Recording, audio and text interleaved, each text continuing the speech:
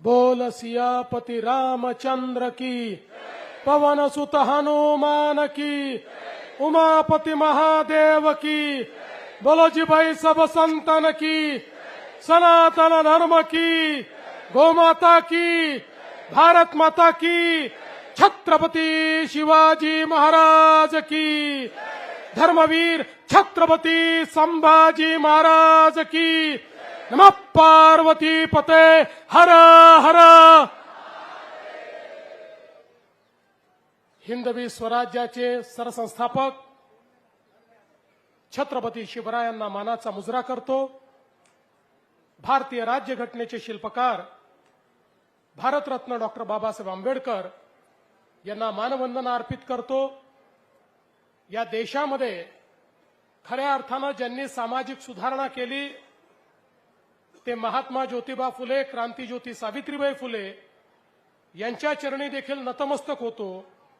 आणि आजच्या या आपल्या सभेमध्ये मंचावर उपस्थित असलेले आपले कुंभ मंत्री गिरीश महाजनजी, पर्यावरण मंत्री पंकजाताई मुंडे, भारतीताई पवार, आपल्या लोकप्रिय आमदार देवयानीताई फरांदे, सीमाताई हिरे, राहुलजी ढिकले, राहुलजी अहेर, श्री विजय चौधरी, सुनीलजी केदार, बबनरावजी घोलप, बाळासाहेब सानप, अपूर्व हिरे, रवीजी अनासपुरे, लक्ष्मण सावजी, अजित चव्हाण, प्रदीप पेशकर, यतीन कदम, आशिष नाहर, सुनील बच्छाव, गिरीश पालवे, विजय साने, रश्मिताई हिरे, सुनील देसाई, श्याम बडोदे, मंचावर उपस्थित असलेले सर्व मान्यवर, आपले सर्व उमेदवार आणि या ठिकाणी उपस्थित असलेल्या माझ्या सर्व लाडक्या बहिणींनो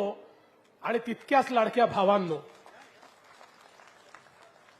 आज नाशिकमध्ये आल्यानंतर सर्वात पहिल्यांदा प्रभू श्रीरामाला मी नमन करतो। रामाय रामभद्राय रामचंद्राय वेदसे रघुनाथाय नाथाय सीताया पते नमः, अशा प्रभू श्रीरामाच्या चरणी या ठिकाणी मी नतमस्तक होतो। मी प्रभू श्रीरामचंद्रांना वंदन करतोय, पण काल परवा दोन भाऊ येऊन गेले,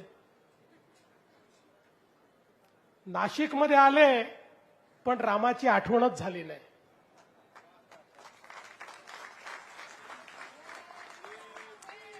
नाशिकमध्ये येऊन ज्यांनी राम मानला नाही, आता त्यांच्यामध्ये राम उरला नाही, और जो राम का नहीं वो किसी काम का नहीं।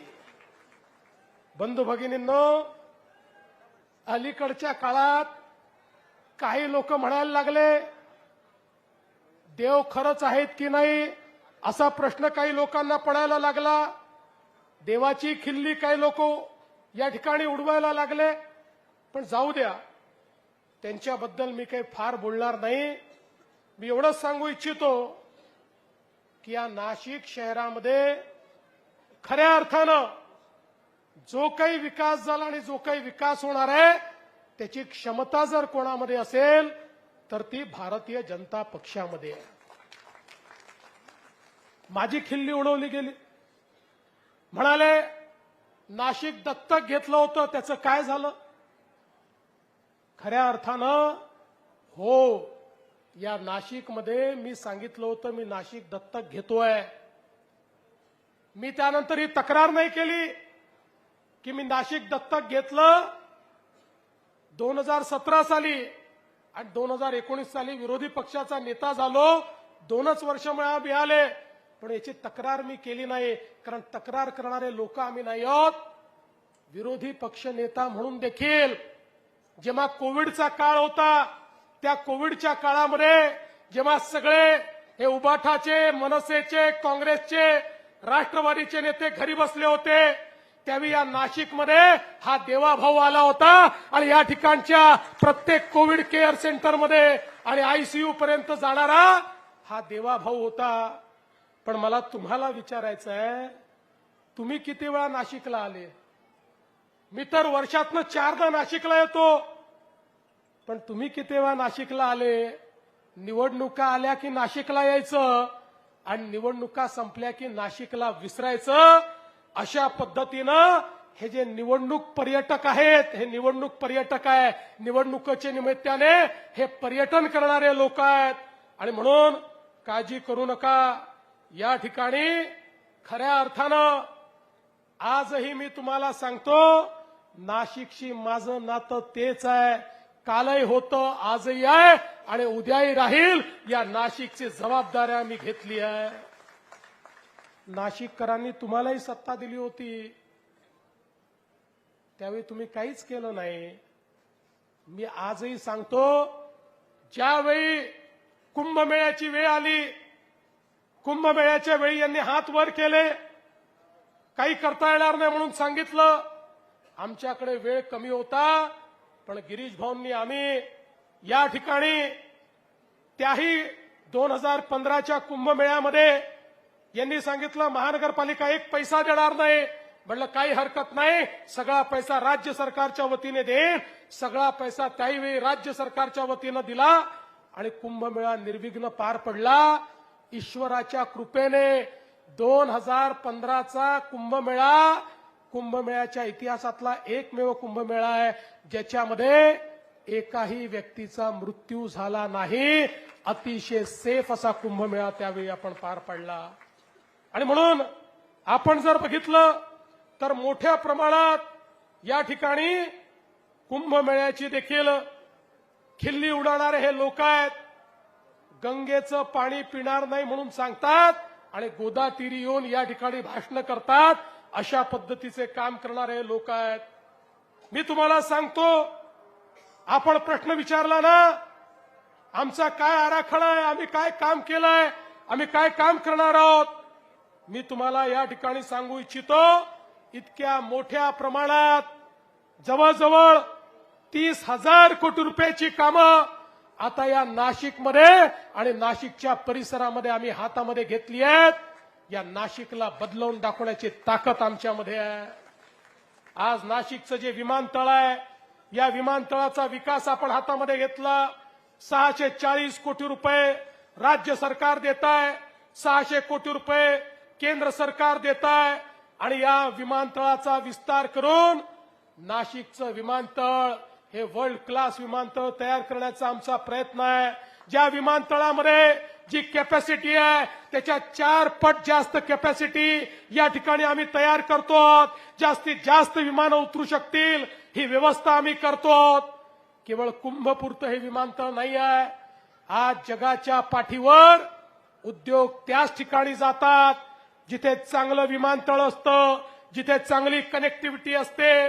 गुंतवणूक त्याच ठिकाणी होते जिथे वेगवेगळ्या देशांची, वेगवेगळ्या राज्यांची कनेक्टिव्हिटी असते. त्यामुळे हे जे विमानतळ आम्ही तयार करतो, हे विमानतळ भविष्यातल्या नाशिकचा विचार करून, भविष्यातल्या नाशिकला एक औद्योगिक नगरी म्हणून या ठिकाणी तयार करण्याकरता, नाशिकच्या पर्यटनाला चालना देण्याकरता हे विमानतळ आपण तयार करतो. आणि त्यासोबत नाशिकची पुढची जीवन वाहिनी म्हणून 10,000 कोटी रुपयाचा नाशिकचा नवीन रिंग रोड आम्ही तयार करतो. हा केवळ रोड नाही आहे, नाशिकच्या भविष्याची नांदी म्हणजे हा रिंग रोड आहे. हा रिंग रोड 260 स्क्वेअर किलोमीटरचा एरिया नाशिकचा, याला व्यापून त्याला विकासाकडे नेणार आहे. 4 राष्ट्रीय महामार्ग, 4 राज्य महामार्ग, समृद्धी महामार्ग, नाशिक चेन्नई महामार्ग, या सगळ्या महामार्गांना जोडणारा हा रिंग रोड या ठिकाणी तयार होणार आहे.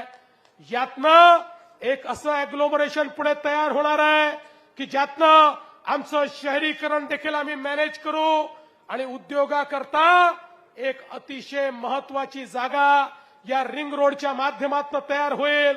पर्यटनाकरता ही जागा तयार होईल आणि या नाशिकला पूर्व, पश्चिम, उत्तर, दक्षिण सगळीकडे जोडण्याचं काम या रिंग रोडच्या माध्यमातून होणार आहे.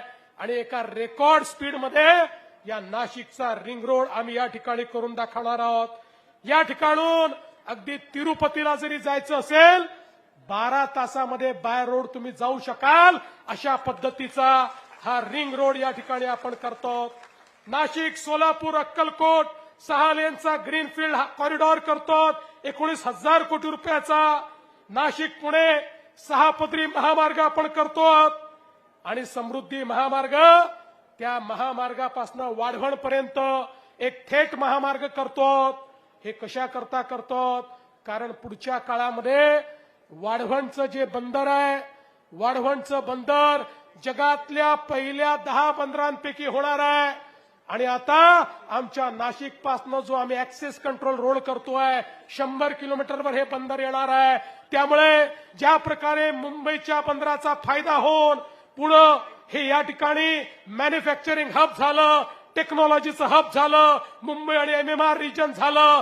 वाढवण बंदरामुळे आमचं नाशिक हे या ठिकाणी मॅन्युफॅक्चरिंग हब होणार आहे. आमचं नाशिक हे टेक्नॉलॉजी हब होणार आहे. 100 किलोमीटरमध्ये जगातल्या 10व्या क्रमांकाचं पोर्ट हे आपल्या नाशिकला या ठिकाणी येणार आहे आणि त्याचं पोर्ट लेड डेव्हलपमेंट हे सगळं या नाशिकमध्ये आणण्याचं काम आम्ही या ठिकाणी करणार आहोत.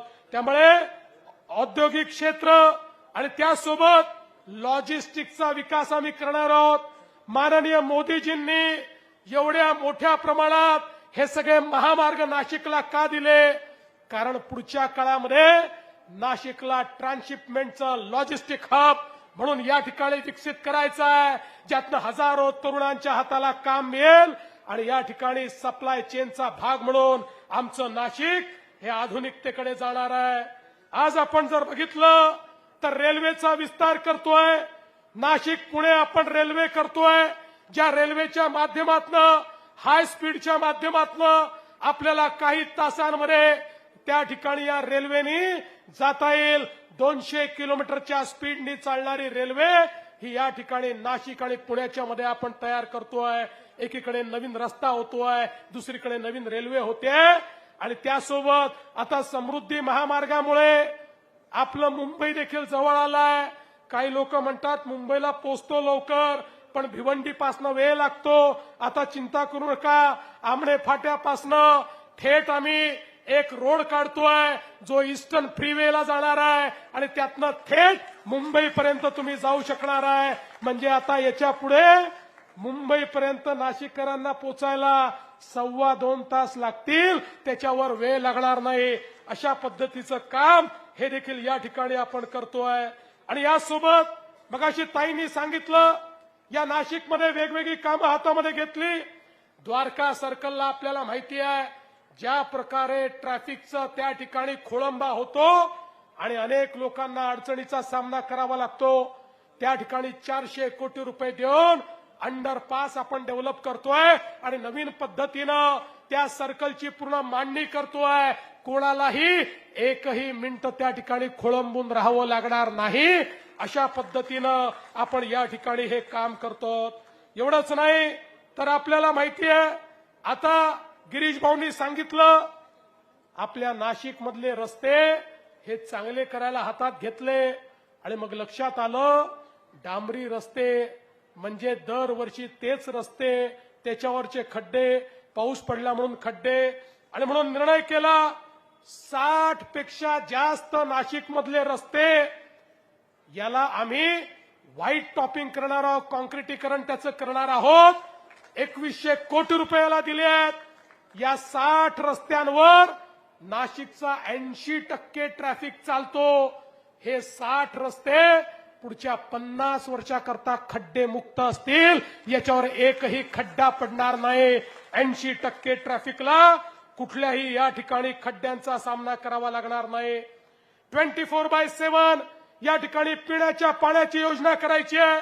गंगापूर धरणातनं पाईपलाईन 35 वर्ष जुनी आहे, त्याला नवीन पाईपलाईन देऊन त्या ठिकाणी त्याची दुरुस्ती करून आणि त्या ठिकाणी नवीन पाईपलाईनचं काम 70% आपण पूर्ण केलंय आणि या माध्यमातून मोठ्या प्रमाणात पिण्याचं पाणी आणण्याचं काम आपण करतो आहोत आणि जास्त दाबाने ते पाणी आणण्याचं काम करतो. पुढच्या काळामध्ये नाशिकच्या सगळ्या भागामध्ये प्रत्येकाच्या घरामध्ये प्रेशरनी पाणी द्यायचं हा प्रयत्न आपला आहे. त्याकरता ही सगळी कारवाई आपण हातामध्ये घेतली आहे. आज आपण बघा मुकणे धरणातून जलशुद्धीकरणाचा प्रकल्प आपण हातात घेतला. 25 वर्षाचं पुढच्या 25 वर्षाचं नियोजन केलंय. 1 वर्षात काम पूर्ण करणार आहोत आणि या माध्यमातनं आता या ठिकाणी 47 वेगवेगळ्या टाक्यांच्या माध्यमातनं या ठिकाणी पाणी देण्याचं काम आपण करणार आहोत आणि सगळ्यांना पाणी मिळालं पाहिजे असा प्रयत्न आहे. गोदावरी स्वच्छ करण्याकरता आपण त्या ठिकाणी 1000 कोटी रुपयाची गुंतवणूक केली. दुसऱ्या टप्प्यामध्ये अजून 1,500 कोटीची गुंतवणूक आहे. मोठ्या प्रमाणात एसटीपी आपण तयार करतो आणि एसटीपीतनं पाणी शुद्ध होऊन गोदावरीत जाईल.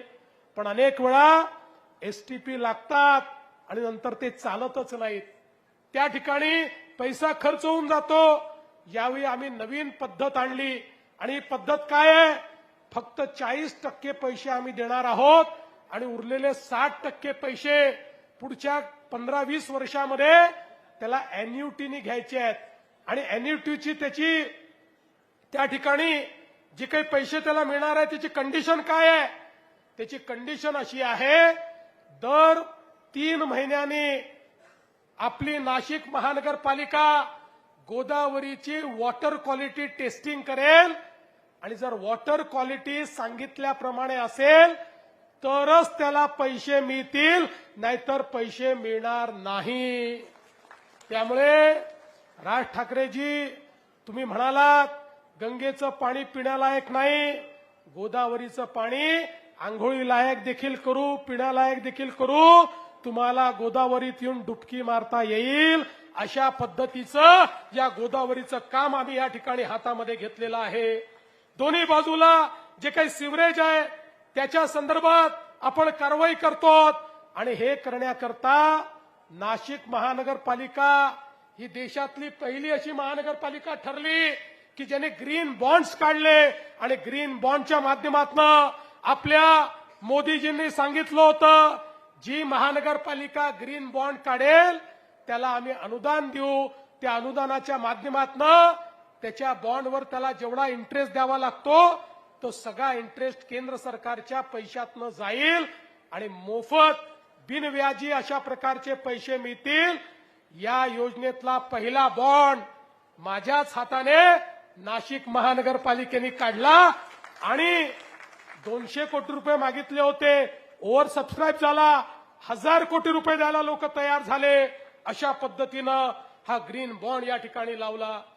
आपले गिरीश भाऊ सांगत होते कशा प्रकारे या नाशिकमध्ये गुन्हेगाराची कंबर आम्ही तोडली, या नाशिकच्या गुन्हेगारांमध्ये दहशत पैदा केली. नाशिकमध्ये गुन्हेगारांचं नाही, कायद्याचं राज्य आज चालतंय. कोणाची हिंमत नाही आहे आणि कोणी हिंमत केली तर त्याचं कंबरडं मोडल्याशिवाय राहणार नाही. हे देखील आम्ही केलंय. पण याच्यासोबत आता नाशिकमध्ये 4000 कॅमेरे आम्ही लावतो आणि हे कॅमेरे म्हणजे शंकराचा तिसरा डोळा आहे. लक्षात ठेवा, या कॅमेऱ्याला आर्टिफिशियल इंटेलिजन्सची जोड लावली आहे. नाशिक मधलं या ठिकाणी प्रत्येक गुंडाची मुवमेंट आम्ही कॅप्चर करणार आहोत. नाशिकमध्ये काही घडलं तरी आमचा डोळा त्या ठिकाणी असणार आहे. याच्यामध्ये फेस रिकॉग्निशन देखील आहे, याच्यामध्ये बॅग रिकॉग्निशन देखील आहे, याच्यामध्ये नंबर प्लेट रिकॉग्निशन देखील आहे. सगळ्या प्रकारे आता नाशिकमध्ये कोणी बदमाशी करणार नाही याच्यावर नजर ठेवण्याकरता पोलिसांना आपण या ठिकाणी तिसरा डोळा दिलेला आहे. आणि त्यासोबत नाशिक महानगरपालिकेचं स्वतःचं फायबर ऑप्टिक टाकून एक प्रकारे नाशिकला स्मार्ट आणि सेफ सिटीमध्ये कन्व्हर्ट करण्याचं काम हे आपल्या राज्य सरकारच्या माध्यमातून या ठिकाणी करतो. आणि म्हणून बंधू भगिनींनो, आज या सगळ्या गोष्टी ज्या आपण करतो या करत असताना पाणी पुरवठा असेल, सिवरेज असेल, बीएसएनएल असेल, ऑप्टिक फायबर असेल, गॅस पाईपलाईन असेल, या सगळ्या गोष्टीचं काम एकत्रित हातात घेतलेलं असल्यामुळे पुढच्या काळात पुन्हा पुन्हा नाशिक खोदा अशा प्रकारची किमान महत्वाच्या रस्त्यावर वेळ येणार नाही अशा प्रकारचा आमचा प्रयत्न आहे. अनेक गोष्टी या ठिकाणी सांगता येतील. पुढच्या काळामध्ये एक आयटीचा मोठा पार्क देखील या ठिकाणी आपल्याला करायचे आहेत. इलेक्ट्रिक हब आपल्याला तयार करायचा आहे. नाशिकमध्ये वेगवेगळ्या प्रकारे आपल्याला या ठिकाणची गुंतवणूक आणायची आहे आणि म्हणून बंधू भगिनींनो, खऱ्या अर्थानं आपण जर विचार केला तर या नाशिकच्या संदर्भात काही विवाद देखील या ठिकाणी झाले आहेत. विशेषतः आपण जिथे साधूग्राम करतो त्या साधूग्रामवर झाडं तोडण्याच्या संदर्भातला एक विवाद उभा झाला. पहिल्यांदा तर काही डाव्या विचारसरणीच्या लोकांनी अशा प्रकारच्या अफवा पसरवल्या की कोणीतरी मला विचारलं, का हो म्हणाले तुमच्या नाशिकमध्ये तुमची महानगरपालिका ज्या झाडांखाली सीतामाई बसली होती ते झाडं तोडायला निघाली. अरे मी म्हटलं बाबा कोणी सांगितलं तुला? यामध्ये जे सत्य आहे ते तुमच्यापर्यंत पोहोचलं पाहिजे. ही जी जागा आहे या जागेमध्ये साधूग्राम आपण करतो. 1993 पासून रिझर्वेशन आहे. 3 लाही केलं, 15 लाही केलं, आताही आपण करणार आहोत.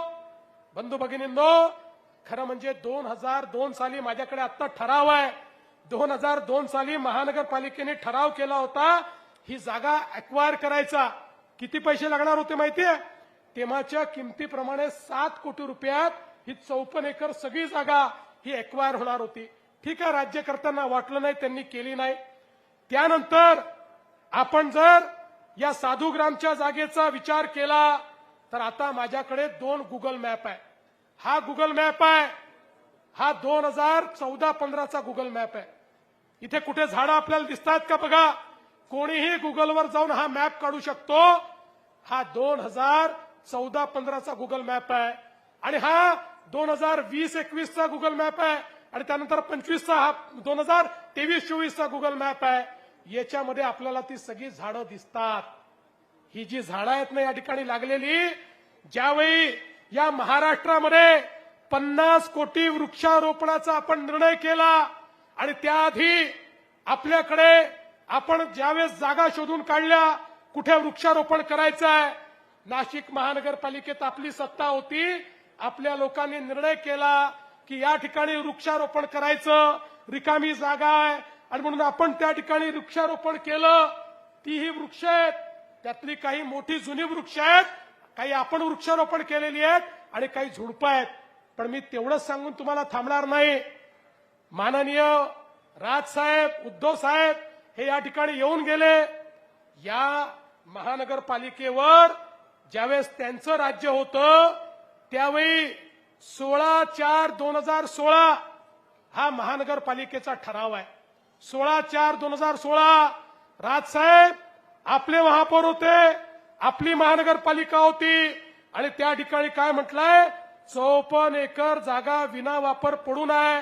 त्याच्यावर खुले महानतळ, मनोरंजन, सर्कस, खेळाचं मैदान, वेगवेगळ्या प्रकारचे उत्सव या सगळ्या करता आणि मग चौपाटी, नवीन नर्सिंग कॉलेज या सगळ्या करता याचा उपयोग करून यातनं पैसे महानगरपालिकेला कमवता येतील म्हणून कमर्शियल उपयोग करण्याकरता माननीय राज ठाकरे साहेब महानगरपालिकेत आपली सत्ता असताना 16/4/2016 रोजी तुम्ही हा ठराव केला.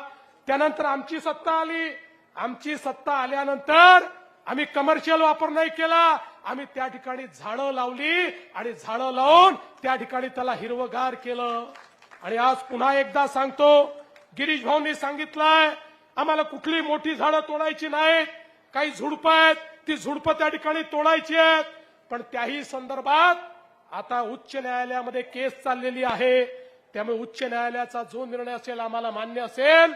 आम्ही झाडं लावणारी लोक. मी गिरीश भाऊंचं अभिनंदन करेन. 20,000 अशी झाडं गिरीश भाऊंनी आणली की जी 3 वर्षाची 5 वर्षाची झाडं आहेत. पुढच्या 5 वर्षामध्ये ज्या ठिकाणी झाडं लागली आहेत तिथे जाऊन भेटल्यानंतर असं आपल्याला वाटेल की 20 वर्षापूर्वी हे वन लावलं आहे का, अशा पद्धतीनं त्या ठिकाणी त्यांनी काम केलंय. आणि म्हणून कुंभमेळा तर करायचा आहे, पण या ठिकाणी हे जे डावे लोक आले आहेत, हे जे लोक या ठिकाणी सांगतायत की साधू येऊन या ठिकाणी चिली मोडतात, त्यांना आमच्या धर्माबद्दल माहिती नाही, त्यांना आमच्या संस्कृतीबद्दल माहिती नाही, त्यांना सनातनबद्दल माहिती नाही, त्यांना हे माहिती नाही. अरे अनादी काळापासनं या नाशिकच्या तीरावर या ठिकाणी कुंभमेळा होतो. हा कुंभमेळा हा केवळ काही लोकांचा उत्सव नाहीये. हा कुंभमेळा संस्कृतीचं दर्शन आहे. जी संस्कृती अति प्राचीन अशा प्रकारची संस्कृती आहे, त्याची प्राचीन संस्कृतीचं दर्शन म्हणजे कुंभमेळा आहे. आणि तुमच्यासारखे किती लोक आले तरी हा कुंभमेळा बंद पडणार नाही. अरे औरंगजेबाने प्रयत्न करून पाहिला, तो कुंभमेळा बंद करू शकला नाही. आणि आता कोणत्या औलादी आल्या त्या सांगतात अकबराने कुंभमेळा सुरू केला. त्या औलादींना सांगतो, अरे जेव्हा अकबराच्या बापाचा बाप बापाचा बाप बापाचा बापही पैदा झाला नव्हता तेव्हाही याच नाशिकमध्ये या ठिकाणी कुंभमेळा होत होता. त्यामुळे अशा प्रकारच्या नालायकांना त्यांची जागा दाखवून देण्याकरता आज आपल्याला काम करण्याची आवश्यकता आहे. बंधू भगिनींनो, ही जी हजारो कोटी रुपयाची कामं या ठिकाणी चालली आहेत, आपण बघा या ठिकाणी 1300 कोटी रुपयाचे आपण 8 पुलांचं काम हातामध्ये घेतलेलं आहे. राष्ट्रीय महामार्गाचं 2700 कोटी रुपयाचं काम घेतलंय. एसटीपीचं अजून वेगळ्या प्रकारे 1483 कोटीचं काम घेतलंय. सिवरेजचं 217 कोटीचं काम घेतलंय. या ठिकाणी घाटांचा विस्तार 2.5 किलोमीटर पर्यंत आपण करतोय. रामकाल पथ, खऱ्या अर्थानं हा जो रामकाल पथ ज्या प्रकारे आपण तयार करतो आहोत, मी तुम्हाला सांगतो पुढच्या काळामध्ये लोक आज नाशिकला येतात, त्या ठिकाणी काळाराम मंदिर पाहतात, पंचवटी पाहतात, पण खऱ्या अर्थानं इथला इतिहास त्यांना समजत नाही. हा रामकाल पथ अशा प्रकारे आपण करणार आहोत की खऱ्या अर्थानं रामायण प्रत्यक्ष या ठिकाणी आपल्याला पाहायला मिळत आहे का, अशा पद्धतीनं लोकांना वाटेल. अशा प्रकारचं काम आपण करणार आहोत. यासोबत आपण नाशिक पोलिसांना देखील 364 कोटी रुपये शहरामध्ये, 122 कोटी रुपये जिल्ह्यामध्ये त्या ठिकाणी दिले आहेत की ज्या माध्यमातून मोठ्या प्रमाणात आपण काम करणार आहोत. आणि साधू ग्रामची जागा देखील 2400 कोटी रुपये देऊन त्या ठिकाणी आम्ही एक्वायर करणार आहोत. आणि आज तुम्हाला शब्द देऊन जातो, या जागेचा आम्हाला कमर्शियल उपयोग करायचा नाही. ही जागा आम्ही खुलीच ठेवणार आहोत. या ठिकाणी ही जागा एक प्रकारे लंग म्हणून या ठिकाणी आम्ही करू, अशा पद्धतीचा आपण एक निर्णय घेतलाय.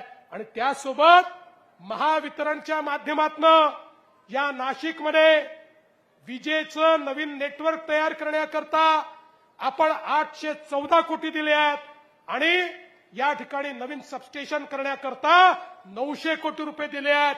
पुढच्या 25 वर्षात या नाशिकच्या परिसरामध्ये जे उद्योग येणार आहेत त्या उद्योगांकरता हे इन्फ्रास्ट्रक्चर कामात येणार आहेत. आणि मग काल सांगितलं की कोणती गुंतवणूक आली, आम्हाला विचारलं, यादीच घेऊन आलो आहे, मी मोकळा येत नाही. या ठिकाणी आपल्या सरकारच्या माध्यमातून या नाशिकमध्ये जिंदालची गुंतवणूक आम्ही आणली 12,500 कोटी रुपये. या ठिकाणी रिलायन्सची गुंतवणूक आणली 5,000 कोटी रुपये. महिंद्रा अँड महिंद्राची गुंतवणूक आणली इलेक्ट्रिक व्हेकल मध्ये 5,000 कोटी रुपये. एकटा महिंद्रा अँड महिंद्रा 10,000 लोकांना या ठिकाणी रोजगार देणार आहे. क्रॉम्प्टन ग्रीव्हिसची आम्ही गुंतवणूक आणली 1,155 कोटी रुपये.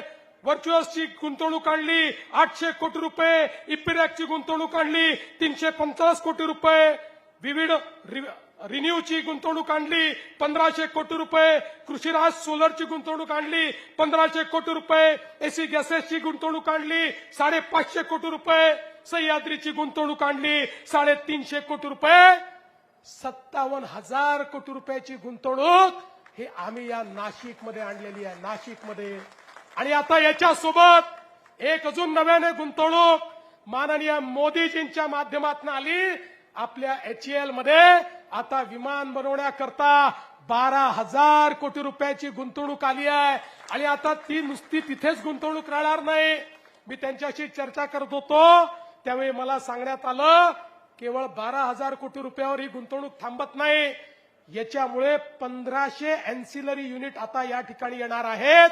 आणि म्हणून नवीन उद्योगाकरता 1,000 एकर जमीन अधिकची अधिग्रहित करून तिथे नव्याने एमआयडीसी या नाशिकमध्ये आम्ही सुरू करण्याचा निर्णय घेतलेला आहे. आणि एवढंच नाही तर आता केंद्र सरकार आपल्याला जो डिफेन्स कॉरिडॉर देतो आहे त्या डिफेन्स कॉरिडॉरमध्ये 3 डिफेन्स कॉरिडॉर आपल्याला दिले आहेत.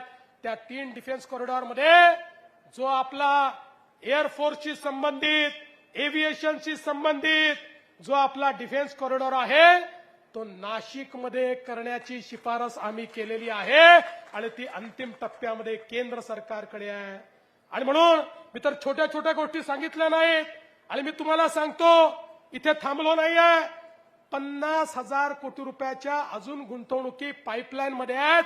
त्यातल्या काही डावोसमध्ये आता होतील कारण त्याच्यात परदेशी गुंतवणूकदार आहेत. आणि म्हणून या नाशिकच्या सर्वांगीण विकासाकरता या ठिकाणी आम्ही कामाला आलेलो आहोत.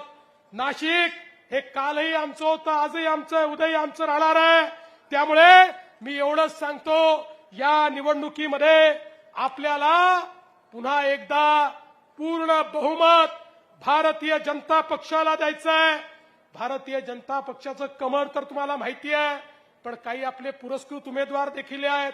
या ठिकाणी भाग्यश्री ढोमणे प्रभाग 25 ढोमसे प्रभाग 25 कब्बशी त्यांना मिळालेली आहे. पुण्यवती पवार यांना कपाट मिळालेला आहे आणि त्यासोबत प्रकाश अमृतकर यांना गॅस सिलेंडर मिळालेला आहे. यांना देखील आपल्याला निवडून द्यायचं आहे.